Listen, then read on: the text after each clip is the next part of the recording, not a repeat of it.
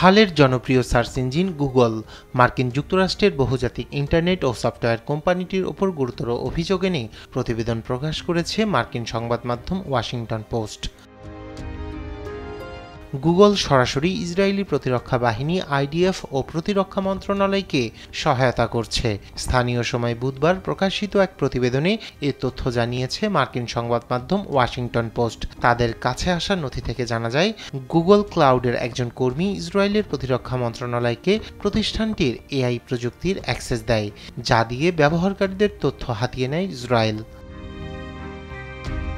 Israeli সামরিক বাহিনীর আহ্বানে সাড়া না দিলে ব্যবহারকারীরা অ্যামাজনের দিকে ঝোঁকার আশঙ্কা থেকেই এ সেবা দেয় গুগল। গুগলের মতোই $4 বিলিয়ন নিম্বাস প্রকল্প চুক্তির আওতায় ইসরায়েলের সঙ্গেই কাজ করছে অ্যামাজনও।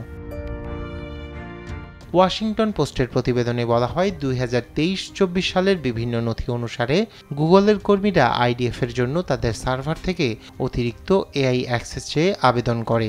2024 সালের নভেম্বরে আইডিএফের জন্য জেমিন এআই প্রযুক্তির অ্যাক্সেস ত্বরান্বিত করার চেষ্টা করেন গুগলের এক কর্মী। জেমিন এআই ব্যবহারকারীদের ডকুমেন্ট ও অডিও প্রক্রিয়াজাত করে আরেকটি এআই সহকারী তৈরিতে সহায়তা করে।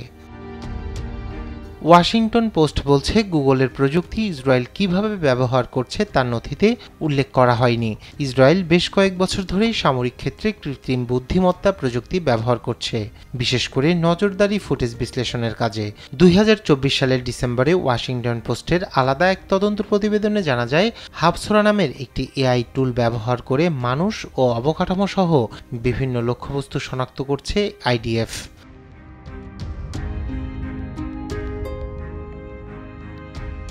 এই তথ্য প্রকাশের পর এআই ব্যবহার করে মানুষের জীবন বিপন্ন হওয়ার আশঙ্কা তৈরি হয়। তবে আইডিএফের দাবি, এই প্রযুক্তি ক্ষয়ক্ষতি কমাতে সহায়তা করবে। রায়হান কবির শুভ্র, নিউজ ডেস্ক, দেশ টিভি।